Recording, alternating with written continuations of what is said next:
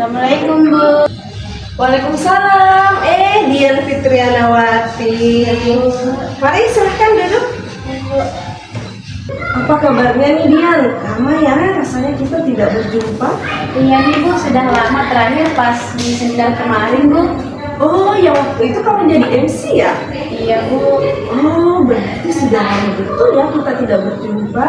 Wah, Ibu merasa sangat senang kamu tiba-tiba datang menemui Ibu. Kira-kira ada apa ya? Iya nih Bu, lagi kangen, lagi cerita-cerita sama Ibu. Oh, kangen ya cerita-cerita sama Ibu. Kira-kira ada yang bisa Ibu bantu?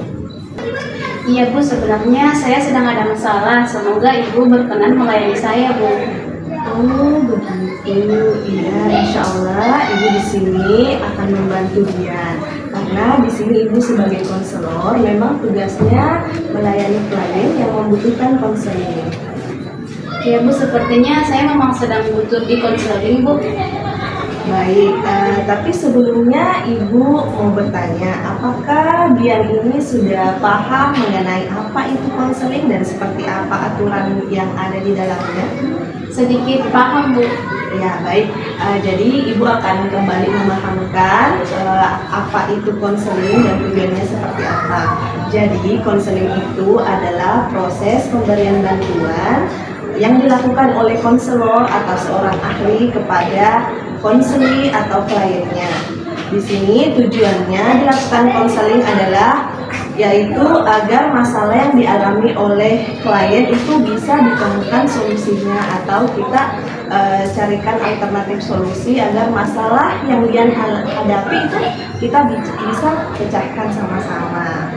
Nah, di dalam proses konseling ini Ibu berharap Dian bisa sungguh-sungguh menjalaninya karena di sini kita membutuhkan keterbukaan Dian untuk menceritakan semuanya apa sih yang sebenarnya terjadi pada Dian. Bisa dipahami? Iya Bu, tapi saya sedikit takut Bu untuk menceritakan permasalahan saya karena saya tidak ingin cerita ini tersebar ke orang lain Bu. Baik, nah memang ya Ibu bisa memahami pasti Ananda Dian ini takut ya, khawatir apabila masalah yang Ananda Dian ceritakan ke Ibu bisa tersebar atau diketahui oleh banyak orang. Tapi Ananda Dian ini tidak perlu khawatir karena yang perlu Dian tahu di sini bahwa dalam proses konseling itu ada yang namanya asas kerahasiaan. Jadi di sini Ibu sebagai konselor memegang kode etik untuk menjaga kerahasiaan terkait apa yang semua Ananda Dian ini ceritakan ke Ibu. Jadi Dian tidak perlu khawatir, insya Allah ceritanya Dian ke Ibu akan terjamin kerahasiaannya. Bisa dipahami? Bisa Bu. Ya, sebelum kita mulai proses konselingnya, terlebih dahulu kita perlu menyepakati dulu waktu yang akan kita gunakan dalam proses konseling ini. Jadi kedepannya kita akan melakukan proses konseling selama 45 menit. Bagaimana Dian, sepakat? Sepakat Ibu. Nah, coba silahkan Ananda Dian ceritakan apa yang menjadi keluhannya saat ini. Iya Bu, sekarang saya lagi dalam masalah Bu. Saya ditinggal menikah oleh laki-laki yang saya temani berkomitmen selama bertahun-tahun dan saya tidak tahu kenapa dia sebagai itu dengan saya. Oh, itu ya. Saya bisa memahami apa yang kamu rasakan Dian. Tapi coba pelan-pelan ceritakan bagaimana hal itu bisa terjadi. Jadi begini Bu, kurang lebih 3 tahun saya kenal dengan pria ini. Setelah KKN dia datang dalam kehidupan saya mengatakan bahwa dia berniat untuk menikah dengan saya. Akan tetapi pada saat itu saya masih belum ingin menikah Bu, karena saya pikir saya masih ingin melanjutkan kuliah saya. Tetapi di sisi lain saya juga tidak ingin melepasnya. Dan disitulah kami berkomitmen untuk setelah saya selesai kuliah baru kami akan menikah. Jadi kamu menjalin hubungan dengan pria itu ya? Iya Bu.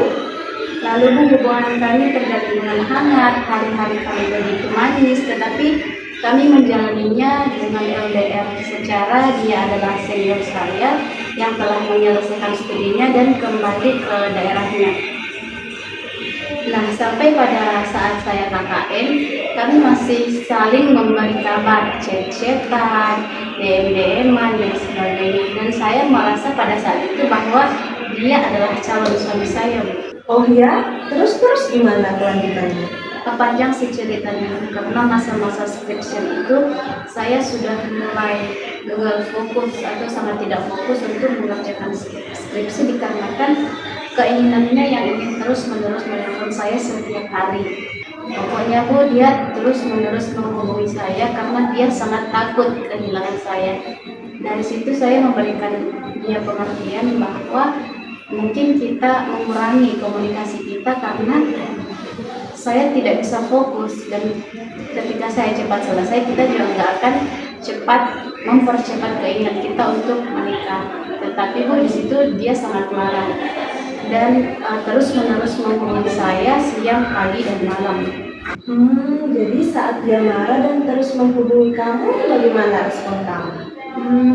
Ya Bu, saya tetap mengangkat teleponnya karena saya tidak bisa berbohong bahwa saya sudah menyayanginya. Akan tetapi saya sangat terganggu Bu.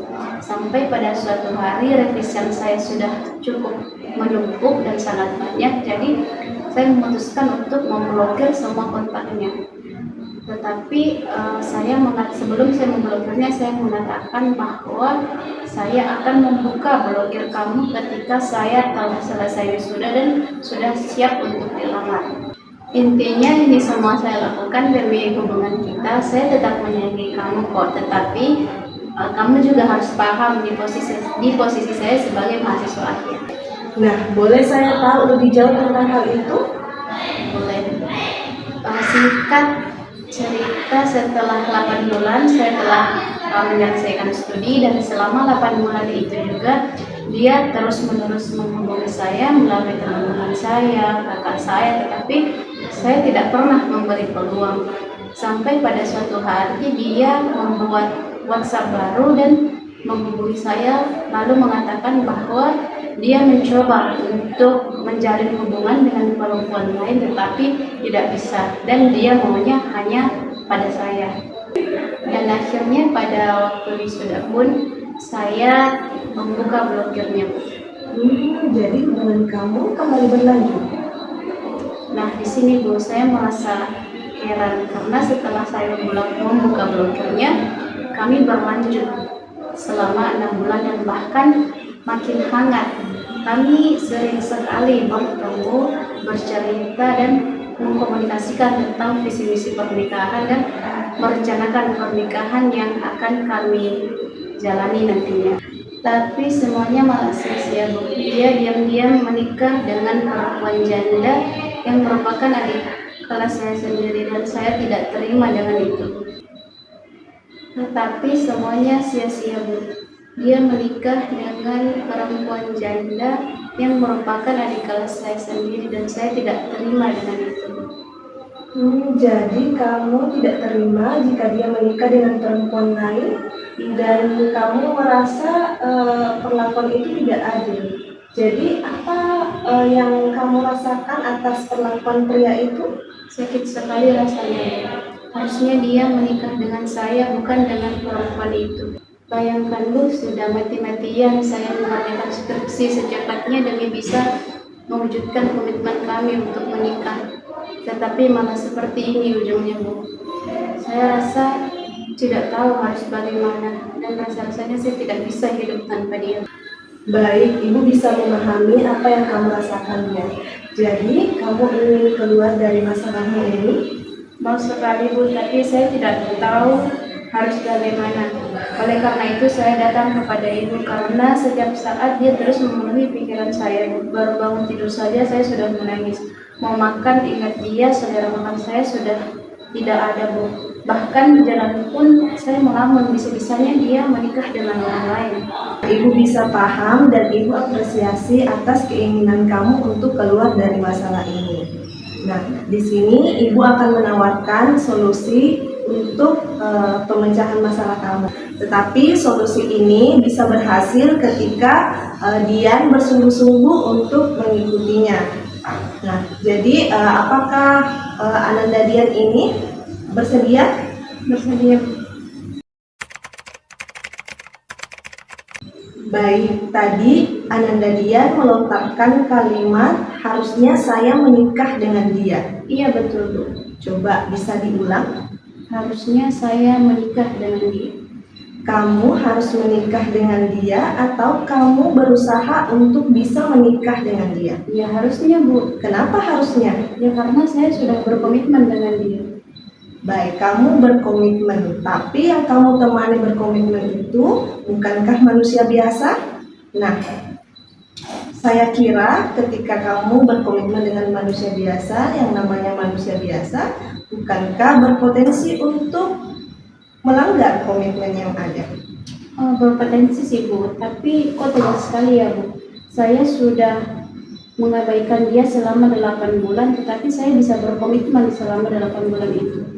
Nah, justru pada poin ini juga, apakah Dian bisa menjamin bahwa dalam rentang 8 bulan kamu mengabaikannya, dia tidak berpotensi untuk menaruh hati kepada perempuan lain? Padahal di situ kamu sudah dikasih clue-nya loh sebelumnya, bahwa dia mencoba untuk menjalin hubungan dengan beberapa perempuan. Iya, tapi selanjutnya yang dia katakan bahwa dia maunya cuma saya Bu. Ya, dia maunya cuma sama kamu. Nah, yang Ibu tangkap dari penjelasan hubungan kalian itu lebih banyak komunikasi lewat chat, lewat telepon.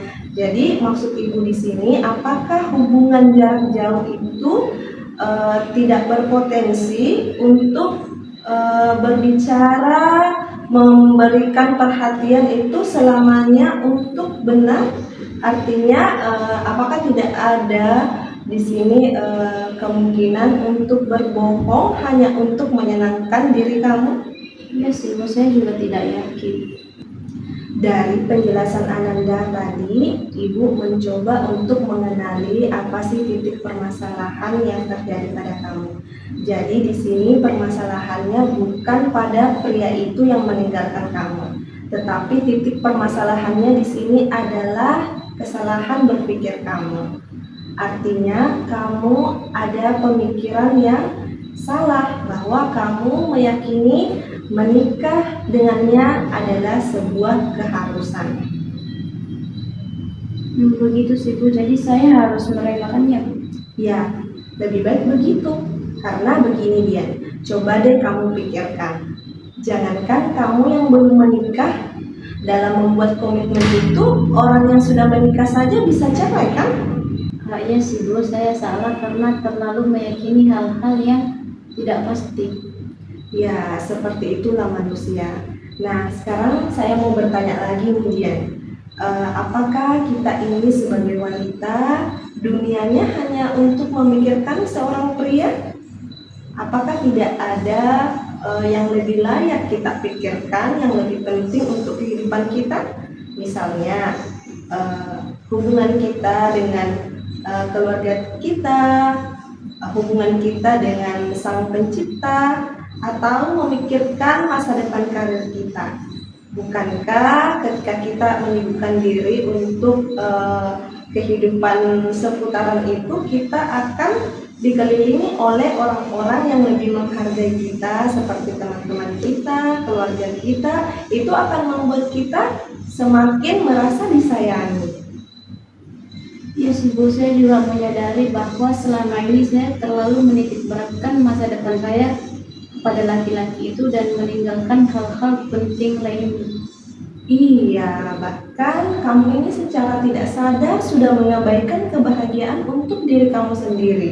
Bayangkan nih Dian, kamu sampai tidak berselera makan, kamu sampai melamun di jalan, itu semua itu bahaya loh. Padahal tanpa kamu sadari, dengan lebih menyibukkan diri kamu untuk hal-hal yang produktif, kamu lebih sibuk untuk meningkatkan value diri kamu itu akan membuat kamu semakin berkelas dan tentunya akan menghadirkan cinta yang berkelas pula. Dan insya Allah akan ada sosok pria yang lebih bertanggung jawab yang akan datang di kehidupannya Ananda Dian. Intinya di sini menyayangi diri kita untuk masa depan kita itu yang lebih utama. Ingat, Dian ini berharga loh. Betul sekali Bu, saya salah karena terlalu dibutakan oleh cinta yang salah. Padahal orang tua saya juga berharap agar saya meniti karir terlebih dahulu sebelum saya menikah. Nah, itu ternyata orang tuamu juga besar juga harapannya kepada kamu. Ya, syukurlah kamu sudah bisa menyadari semua itu. Jadi, kedepannya apa tindakan yang ingin kamu lakukan? Baik Bu, kedepannya saya akan benar-benar berubah. Saya ingin move on, lebih mencintai diri saya sendiri, bisa produktif dan menata masa depan saya, menghilangkan hal-hal yang bisa membuat saya bersedih. Ya, apakah kamu merasa terpaksa atau menyesali menyatakan pernyataan itu? Sama sekali tidak butuh, ini demi masa depan saya. Wah, Ibu senang sekali mendengarnya. Semoga kamu bisa menerapkan itu ya. Dan satu hal yang Dian juga perlu tahu bahwa ada hal sederhana yang bisa Dian lakukan di rumah, yaitu sering-sering melakukan self-talk. Ingatkan diri kamu bahwa Dian adalah orang yang berharga. Siap Bu, saya siap mempraktekannya. Iya, bagus Dian. Nah, sekarang Ibu mau bertanya. Setelah kita melalui yang namanya proses konseling ini, sekarang bagaimana perasaan kamu? Alhamdulillah Bu, saya sekarang lega dan lebih optimis. Ya, syukurlah kalau begitu. Ibu perhatikan Dian ini sudah mengalami perubahan yang cukup signifikan.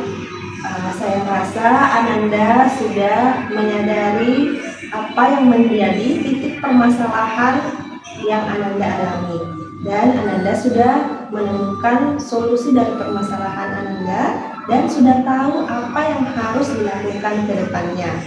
Nah, Ibu rasa sudah cukup sesi konseling kita pada hari ini, dan untuk kedepannya Ibu akan tetap memantau progres kamu dengan cara Ibu akan memberikan LK ya untuk kamu isi di rumah. Baik. Tunggu sebentar ya.